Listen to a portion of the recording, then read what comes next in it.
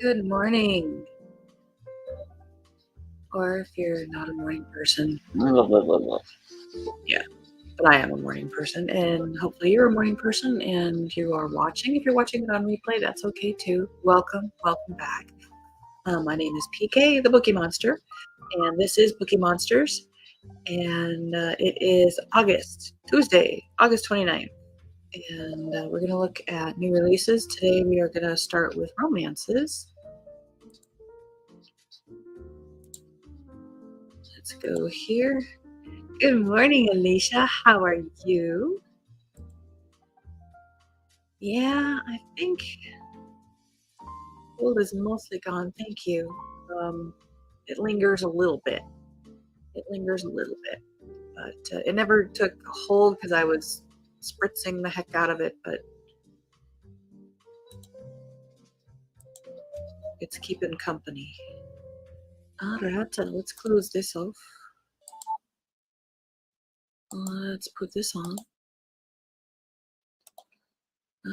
Let's go back to here.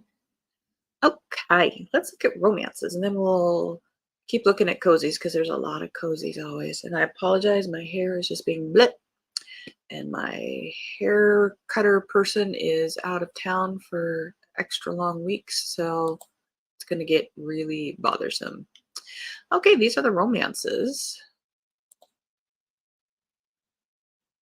that are being released this week. Lots of warm colors here. All That We Never Were by Alice Kellen. 19-year-old Leah Jones is struggling to cope after she and her 29-year-old brother Oliver unexpectedly lose their parents in a horrific car accident. Leah was in the car and is plagued by nightmares, intense grief, and numbness. Her life as she knew it is over, and life has gone very dark. Oliver hates leaving Leah at a time like this when she's broken and devastated, but the only way he can support them both is if he transfers to Sydney for work. So it sounds like this is in Australia. He implores his best friend Axel Nguyen, I think that is how it's pronounced, to let her move in with him in their hometown of Byron Bay and watch over her while he's away. He'll be far away, working nonstop, but at least he won't have to worry ceaselessly about Leah. Oliver, Axel, and Leah have known each other since childhood. For Axel, seeing Leah so despondent is a punch to the gut. He promises himself he'll do anything to bring the light back into her eyes, no matter what it takes. What he would be shocked to learn is that Leah is in love with him. Little by little, as he does everything in his power to bring Leah back to the sparkling, energetic beauty he's known, he falls in love with her too, even though he feels that he's betraying Oliver's trust. He hates himself, but he's finally found happiness for himself in the love of his life. Before he can tell him, Oliver finds out about Leah and Axel's relationship and is outraged. He tells Axel to prove his love by letting her go so she can fully experience life at college. Axel agrees to break both of their hearts and stoically breaks up with Leah so she can start a new life, not realizing the repercussions that will affect both of them for years to come. That doesn't sound like romance. That sounds like sad real life things. Hi, Mary. Good morning. Happy Tuesday. Yeah, it's just, it's just going to get worse. And you guys are saying hi to each other. Awesome. Love it. Yep, mine is wavy. I won't say curly curly, but if I let it go, I look like a hobbit sometimes. I've got the feet to prove it. Boom, boom. Next book, Kissing Kosher. Now, Sarah over at Bookish Knitter was talking about this one.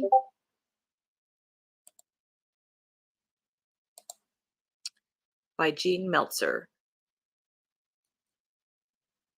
A romantic comedy for fans of You've Got Mail about the heirs of two rival Jewish bakeries in Brooklyn whose competitive history turns into long-lasting love. The heir to a kosher baked goods empire goes undercover at a family-owned Jewish bakery in order to steal their world-famous pumpkin spice babka recipe. But when garnering the secret recipe means drawing closer to the granddaughter working the counter, a woman struggling with intimacy issues due to chronic pelvic pain, both come to discover that the best recipe for love, intimacy, and babka is the one you bake yourself. That is a strangely specific and intimate bit of knowledge to share in a summary, but there it is. But I do like that kind of book. My Roommate is a Vampire, not for me, but we'll read about it. By Jenna Levine. I do not find vampires sexy, but that's why there's so many books out there. Uh, True love is at stake, boom, in this charming debut romantic comedy. There's our pun.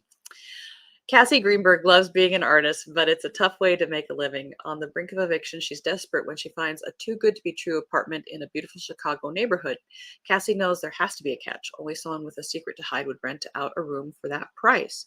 Of course, her new roommate, Frederick J. Fitzwilliam, is far from normal. He sleeps all day, is out at night on business, and talks like he walked out of a Regency romance novel. He also leaves Cassie heart melting notes around the apartment, cares about her art, and asks about her day. And he doesn't look half bad shirtless on the rare occasions they're both home and awake. But when Cassie finds bags of blood in the fridge that definitely weren't there earlier, Frederick has to come clean. Cassie's sexy new roommate is a vampire, and he has a proposition for her. Not my cuppa, but you gotta have those as well. Pride and Prejudice and Pittsburgh by Rachel Lippincott.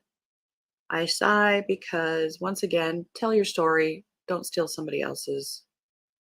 What if you found a once in a lifetime love, just not in your lifetime? Audrey Cameron has lost her spark, but after getting dumped by her first love and waitlisted at her dream art school all in 1 week, she has no intention of putting her heart on the line again to get it back. But when local curmudgeon Mr. Montgomery walks into her family's Pittsburgh convenience store saying he can help her, Audrey doesn't know what she's expecting, but it's definitely not that she'll be transported back to 1812 to become a Regency romance heroine. Of course not. Lucy Sinclair isn't expecting to find an oddly dressed girl claiming to be from 200 years in the future on her family's estate, but she has to admit it's a welcome distraction from being courted by a man whose father expects her to marry, who offers a future she couldn't be less interested in. Not that anyone has cared about what or who she's interested in since her mother died, taking Lucy's spark with her. While the two girls try to understand what's happening and how to send Audrey home, their sparks make a comeback in a most unexpected way. Because as they both try over and over to fall for their suitors and the happily ever afters everyone expects of them, they find instead they don't have to try at all to fall for each other. But can a most unexpected love story survive even more impossible circumstances?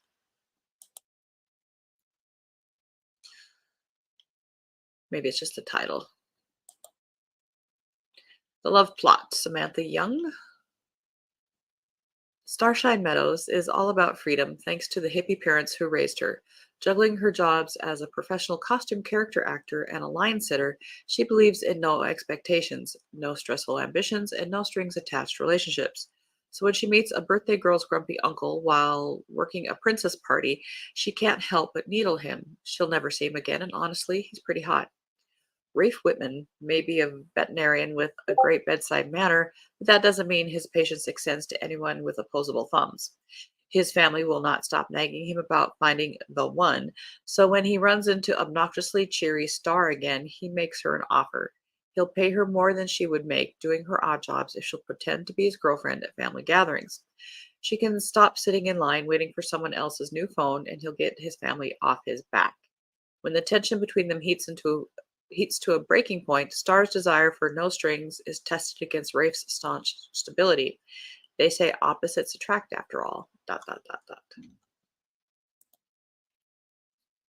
And those are what they say are the romances for this week.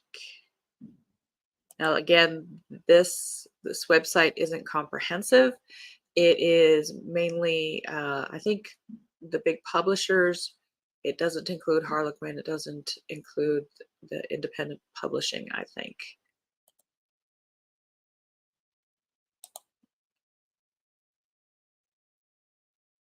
Oh, good. I'm glad you like it. You'll have to let us know. I just am not into the vampire thing. I Twilight was after me. The love plot sounds fun, but certainly not a new plot. Yep, Grumpy Sunshine. Um, so I kind of missed that boat. I did read A Discovery of Witches and really, really liked it. But I started reading it. I read it before it became the huge thing that it is. and I read it because of the Bodleian Library, and I was okay with witches, and then this damn vampire showed up. But by then I was already hooked, and she tells a very good story. So yes, I do accept that. I just don't seek them out. But you will have to tell us how that is. Let's see. Let's go back to cozy mysteries since there are so many and we've got some time.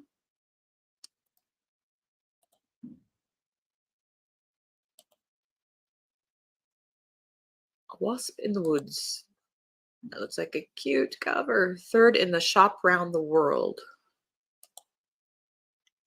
Retired Navy pilot Angel Warren's sleuthing days are behind her. At least that's what she tells herself after finding two dead bodies during her first year back in Stonebridge, Pennsylvania. Murders make customers wary, and Angel's sales are suffering. With her daughters back in college and the cases behind her, Angel focuses on attracting more customers into her novelty shop.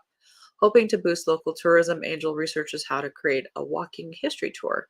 During a dry run for her inaugural walk, her brother's Pomeranian leads her through the woods and to her third body, the apparent victim of multiple stings from a nearby wasp nest. Oh! Angel recognizes the deceased as her sister's cherished employee who was days away from being married.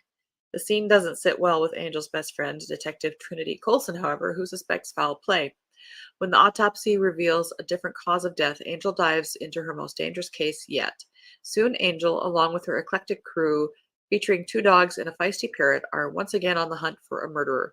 But is Angel also being hunted? I don't know. Something about that cover looks very like nostalgia kids book to me, which is a good thing.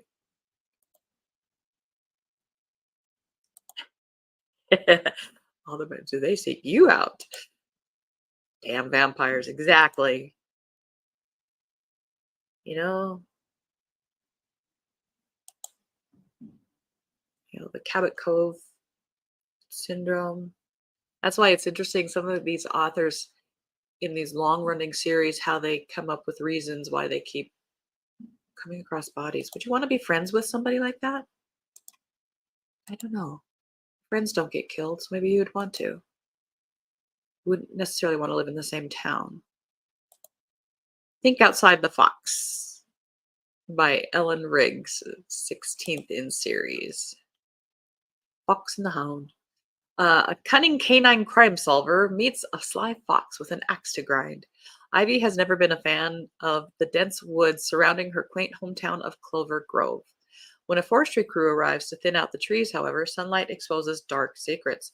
Winter is an odd time to start building a dream home, and it turns into a nightmare when someone is cut down in their prime. Upheaval on the police force only complicates matters more. Ivy, Keats, and the crew never shy away from complications, and they're determined to outfox a wily adversary before the axe falls again. How many puns can we put in there? However, it also sounds cute because these are cozies. Ah, here's an author I'm familiar with. Been around for quite a while. Yes. A Song of Comfortable Chairs in the number one ladies detective agency. This is number 23. Good for them. By Alexander McCall Smith. You're going to make me say the name, aren't you? Grace Makutsi's husband, Fudi Radifudi, is in a bind. And I apologize if I'm saying these names wrong. My excuse is it's early morning and I haven't had enough coffee. Coffee is required. An international firm is attempting to undercut his prices in the office furniture market. Foodie has always been concerned with quality and comfort, but this firm seems interested only in profits. To make matters worse, they have a slick new advertising campaign that seems hard to beat.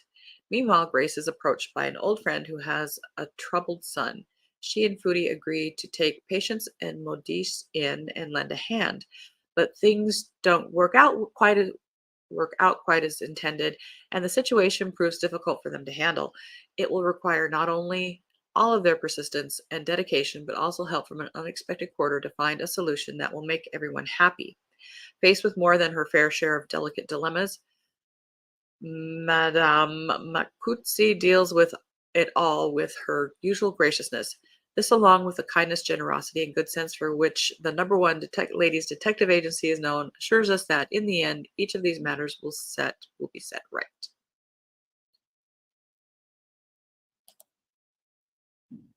Set in Africa, I believe. South Africa. The Picture House Murder.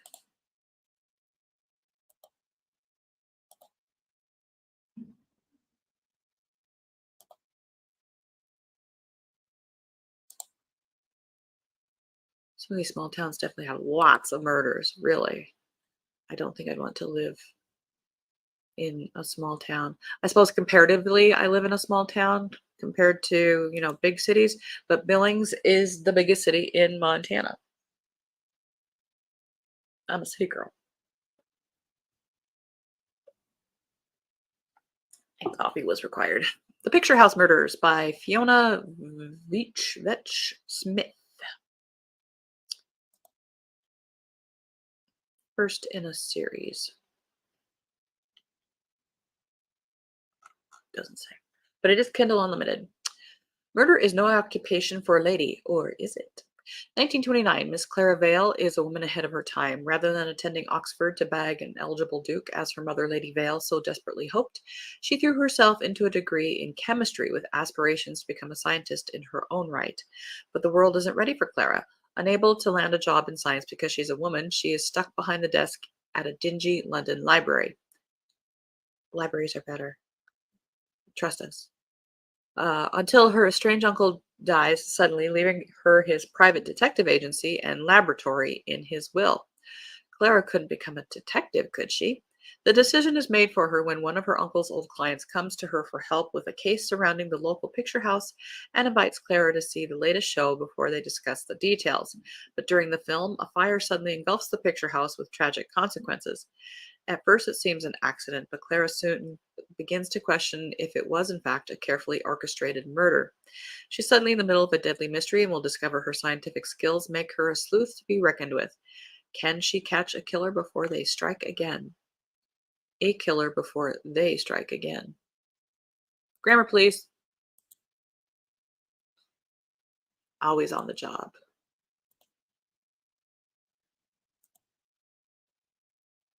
Yeah, I'm surprised. Um, it's been over 20 years. I'm that way with Death on Demand. I have to go back and reread the first books. I fell away from it a long time ago, and I just have that nostalgia feeling for it. I think I want to start to reread those. The Mystic Mojo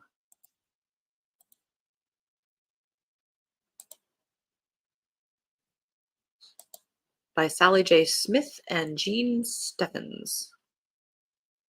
It's only 35 pages. Two authors and only 35 pages. Melanie Hamilton works as a fantasy tattoo artist at the mansion at Mystic Isle, a getaway in the Louisiana bayou dedicated to all things paranormal, supernatural, and fantastic. Mel loves her job, loves her dishy boss, Jack Stockton, and also loves the struggling resort. The mansion at Mystic Isle is having its first ever annual Summer Jazz Festival, an event everyone hopes will showcase the resort's many entertaining possibilities and put the place on the map. The Dixieland jazz performances feature an antique upright piano once owned by Booker Jones, a 1920s New Orleans legend. Rumor has it the ghost of the famous ivory tickler Jones himself haunts the decrepit 88. No, that's crazy, right? Or is it? The old instrument jumps all over the stage on its own. It falls out of tune for no reason and howls like a rougarou under a full moon. It even attacks the piano players. Mel and Jack try everything to rid the piano of the haunting and save the festival, but they're running out of keyboard artists and nothing's working, not even voodoo. Will the haint ever make like Elvis and leave the building?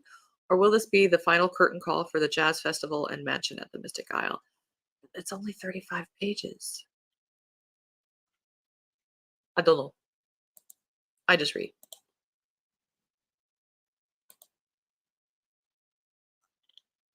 Deadly Yule by Jenna St. James.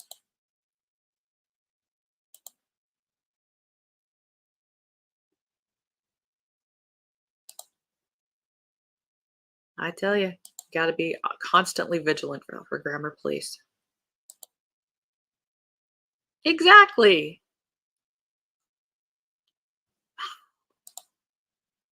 Hopefully, it's let's like a prequel or something. I don't know. Deadly Yule, 20th in series, and it's Kindle Unlimited. A 40-year-old witch. Hang on, forgot to share. There we go.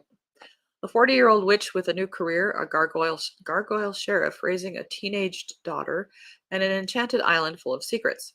It's almost Yule, and Shayla, Needles, and Zoe are hard at work preparing for the winter solstice and making sure Zoe is packed and ready to leave for PADA headquarters for the next 6 months. But when the three stumble over a dead body under the town's Yule tree in the park, they have to add another task to their already growing list of things to do. Find out who murdered the leprechaun, Liam Luckmore. With plenty of suspects to choose from, it doesn't take long before Shayla and Alex find themselves knee-deep in not only snow, but trouble. Good thing Zoe, Finn, Needles, and Harlow are in the lab working overtime. Can this dynamic team solve the murder before the town celebrates the winter solstice, or will Zoe need to put off heading to PADA headquarters a little longer? 145 pages, so that's more novella-ish.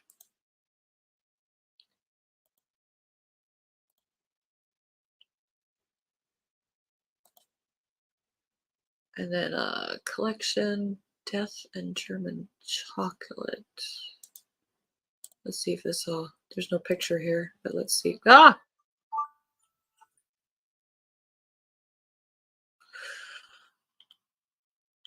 Huh. Ooh. It's got the first two books. Nosy Paralegal, Pumpkin Spice, and Deadly Heist. This is by Tanya R. Taylor. And Red Velvet and Murder. And this third one says coming August 29th, but it doesn't let us look at anything. Oh, well.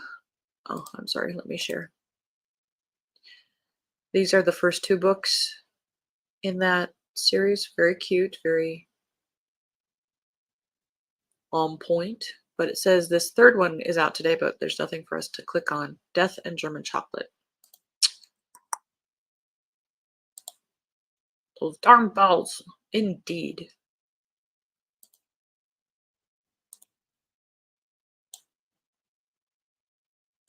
Well, that's all we have time for today. Tomorrow we will look at fantasy. I know there aren't any science fiction. I already peeked at that. And we'll get as much fiction as possible. And then hopefully Thursday, Friday, we can do some more Spy versus Spy because Friday is September. And we got to start reading Spy versus Spy. I did finish one that I had put down for myself for Spy versus Spy September, Hawk by Ted Bell. I had to read it early because it was a library book. It was due in like 2 or 3 days, and I gave it a 2.5, a 3. It was 590 some pages, or was it 490? It was 400. Anyway, it was too long for a thriller. It should have been edited by about 200 pages, and I liked it. It had sort of a James Bond mixed with, and I mentioned last night on Sprints, uh, a Buckaroo Banzai, Doc Savage kind of feel to it. And at times it was almost parody, but it wasn't. It was just strange. And I don't know. I want to like it and I want to read more. I hope they get better. But I did read that. Um, Thank you, Alicia. Thanks for coming. Won't see. Oh, okay. Have errands and appointments. You guys have a great day too. I sure appreciate it. We do have sprints tonight at 6:05 p.m. Mountain Time, 8:05 Eastern. And that'll go for 2.5 hours. Bring your own book, work on a project, whatever you want to do. The schedule for sprinting has changed as of this week. I'm working coordinating with Sarah on the Bookish Knitter. She can't do Saturdays, and so she is now doing Wednesday nights. So I'm doing Tuesday nights, Thursday nights, and Saturday afternoons. So, but there are tonight. And so I hope you guys can show up. Thank you again so much. Have a wonderful Tuesday. And as the banner says, don't be a bookworm, be a bookie monster. Nom nom nom. Thank you so much. Please hit like and subscribe. Tell people, and we'll see you later. God bless. Bye bye.